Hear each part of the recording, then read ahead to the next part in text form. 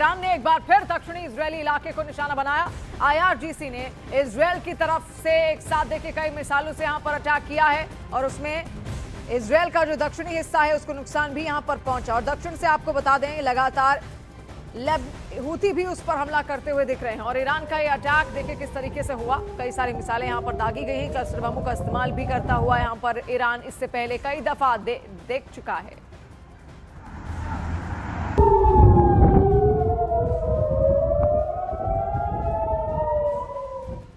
और दक्षिणी इजरायल के बीर शेवा में नियोत होवा केमिकल हब पर ईरानी बैलिस्टिक मिसाइल हमले के बाद हालात तनावपूर्ण हो गए हैं। हमले के बाद इलाके में आग लग गई है और आसमान में काले धुएं का गुबार भी छा गया। धुएं का गुबार ऐसा जैसे मानो किसी ने परमाणु बम से यहां पर हमला कर दिया हो। वहीं केमिकल रिसाव की आशंका के चलते सुरक्षा एजेंसियां अलर्ट पर हैं। द टाइम्स ऑफ इजरायल के मुताबिक दमकल और बचाव दल मौके पर पहुंचकर क्षतिग्रस्त स्टोरेज यूनिट्स को सील करने और स्थिति को काबू करने में जुट गए हैं।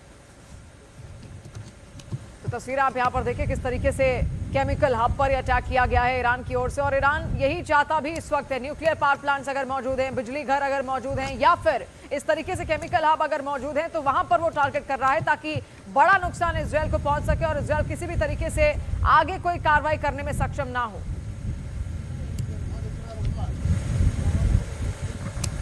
न्यूज़ 18 इंडिया की टीम पहुंची है नियत हवा में, जहां पर एक केमिकल प्लांट में जो है अभी आग लगी है क्योंकि ईरान की तरफ से दागे गए मिसाइल की वजह से यहां पे आग लगी है और अभी भी यहां पे ये जल रहा है और काफ़ी सारा धुआं यहां की ओर भी आ रहा है। और लोगों से कहा गया है कि वो इस एरिया में जो है इंडोर्स रहें, यानी घरों के अंदर रहें, क्योंकि यहाँ पे केमिकल लीक हो सकता है। मैं विजुअल्स दिखाने की कोशिश करूंगा कि क्या हाल है यहाँ पे, क्योंकि न्यूज़ 18 इंडिया की टीम यहाँ पे रियल ग्राउंड जीरो पे पहुंच चुकी है। तो ये आप देख सकते हैं, ये वो केमिकल प्लांट है जिसमें आग लगी है। ये बेरशेवा एरिया में पड़ता है और यहाँ पर बहुत ही कड़वा धुआं, यहाँ पे सांस लेना भी मुश्किल हो रहा है। यकीन मानिए, हालांकि हम थोड़ी सी दूरी पे हैं लेकिन यहाँ पर भी सांस लेना मुश्किल हो रहा है क्योंकि ये हैज़र्डस केमिकल हो सकते हैं और लोगों से कहा गया है कि वो इस एरिया से दूर रहें।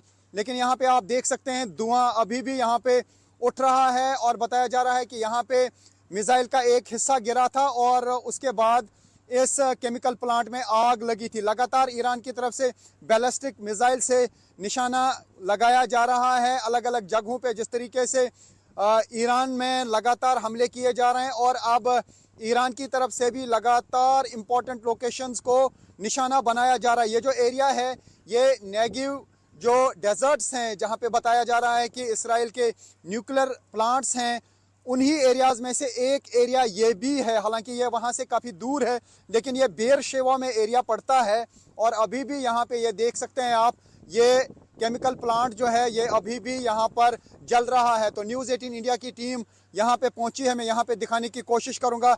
यहाँ पे आप देख सकते हैं ये केमिकल प्लांट्स हैं और यहाँ पर अभी हम देख पा रहे हैं कि धुआं हर तरफ से यहाँ पर उठ रहा है। जिस तरीके से यहाँ पे आग लगी है, लगता है कि काफ़ी सारा नुकसान जो है वो इस प्लांट में हुआ है और अभी भी आग को पूरी तरह से नहीं बुझाया जा सका है। ये आप देख सकते हैं, ये फायर एंड इमरजेंसी सर्विसेज की गाड़ियाँ जो हैं एक आ रही है एक जा रही है और लगातार हम यहाँ से देख पा रहे हैं। ये देख सकते हैं आप, यहाँ पे फायर एंड इमरजेंसी सर्विसेज की काफ़ी सारी व्हीकल्स हैं, एक आ रही है एक जा रही है। तो उससे ऐसा लगता है कि यहाँ पे भयानक आग लगी हुई है और आग को बुझाने की कोशिश लगातार जारी है। ये देख सकते हैं आप, एक के बाद एक यहाँ पे फायर एंड इमरजेंसी सर्विसेज की गाड़ियाँ आ रही हैं इस आग को बुझाने के लिए, क्योंकि केमिकल प्लांट में यहाँ पे आग लगी है। केमिकल प्लांट को निशाना बनाया गया था। दूर दूर से यहाँ पे फायर टेंडर्स जो हैं वो लाए गए हैं, दूर दूर इलाकों से। टेल अवीव से भी कुछ फायर टेंडर्स यानी फायर सर्विस की गाड़ियाँ लाई गई हैं आग बुझाने के लिए। और हम यहाँ पे देख रहे हैं कि यहाँ पर लोगों को कहा गया है कि कोई मूवमेंट ज़्यादा ना करें और जो भी इन इलाकों में लोग रहते हैं उनको कहा गया है कि वो घरों के अंदर ही रहें, क्योंकि यहाँ से काफ़ी सारा हैज़र्डस केमिकल जो है वो लीक हो सकता है। तो लगातार किस तरीके से हमले हो रहे हैं, रियल ग्राउंड जीरो की तस्वीर आप देख रहे थे। आइए अब आपको समझाते हैं कि बीरशेवा में मौजूद नियोत होवा केमिकल हब इजरायल के लिए आखिर इतना ज्यादा महत्वपूर्ण क्यों है। तो नियोत हवा औद्योगिक क्षेत्र इजरायल का एक प्रमुख केमिकल और औद्योगिक हब है, जहां बड़ी मात्रा में खतरनाक रसायनों का उत्पादन और भंडारण किया जाता है। ऐसे में इस इलाके पर हमला केवल सैन्य दृष्टि से ही नहीं बल्कि पर्यावरण और नागरिक सुरक्षा के लिहाज से भी बेहद संवेदनशील माना जा रहा है। फिलहाल स्थिति पर लगातार नजर रखी जा रही है और प्रशासन ने लोगों से अफवाहों से बचने और केवल आधिकारिक जानकारी पर भरोसा करने की अपील भी यहां पर की है।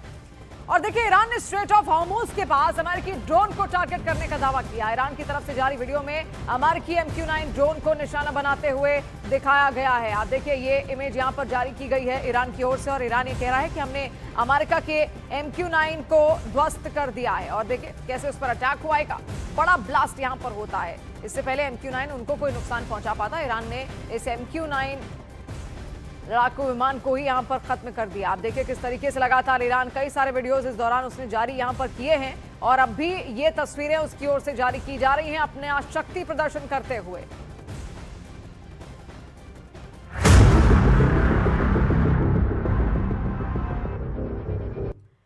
तो रियल ग्राउंड जीरो में क्या तस्वीर है, सीधे आपको लिए चलते हैं। इस वक्त रिफत अब्दुल्ला हमारे सहयोगी हमारे साथ लगातार मौजूद है। रिफत, आपसे जानना चाहेंगे और डिटेल्स, अपनी लोकेशन सबसे पहले तो क्लियर करें। और लगातार क्या इजरायल अब भी उसी मजबूती से वापस रिटेलिएट कर रहा है या ईरान भारी पड़ता हुआ इस वक्त दिख रहा है?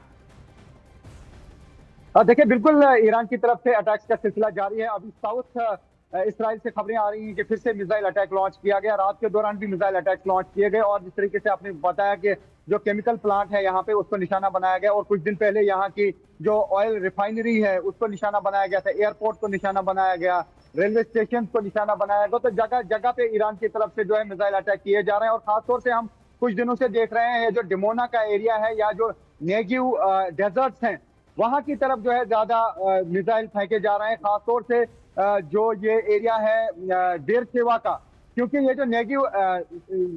जो नेगेव एरिया है वहां पर ही बताया जा रहा है कि न्यूक्लियर साइट्स हैं इसराइल की, हो सकता है कि उनको निशाना बनाने की कोशिश की जा रही है। यकीन मानिए कि यहाँ पे इंसान सो भी नहीं पा रहा है ठीक तरीके से, क्योंकि रात भर जो है हम उसी स्पॉट के इर्द गिर्द थे जहां पर केमिकल ये प्लांट पे आग लगी और क्योंकि वहां पे एक मिसाइल गिरा था। लेकिन उसी के साथ ही जब हम वहां से निकल रहे थे तो जोरदार जो है फिर से अटैक किया गया ईरान की तरफ से, मिसाइल अटैक।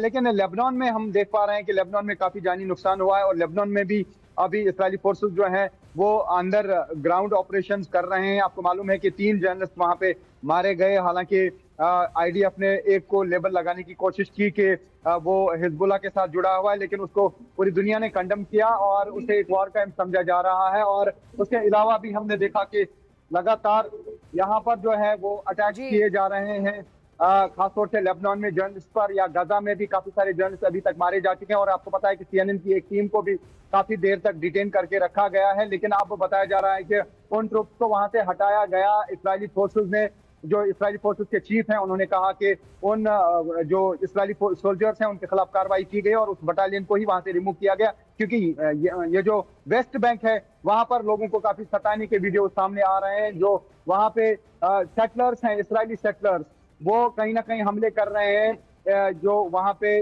फलस्तीनी लोग हैं उनको सताया जा रहा है, उसके वीडियोस काफी सारे सामने आए हैं। और एक टीम वहां पे गई थी और जो ही वो अंदर गए तो उनको भी हमला किया गया। तो यहाँ पे डिफरेंट, क्योंकि ये वॉर जोन है तो मुख्तलिफ तरह की सिचुएशंस इंसान को फेस करनी पड़ती हैं और साथ ही युद्ध का सिलसिला जारी है। और मैं आपको बता दूं यहाँ पे होटल्स भी अब खाली हो चुके हैं, बिजनेस ठप हो चुका है, टूरिज्म ना के बराबर है।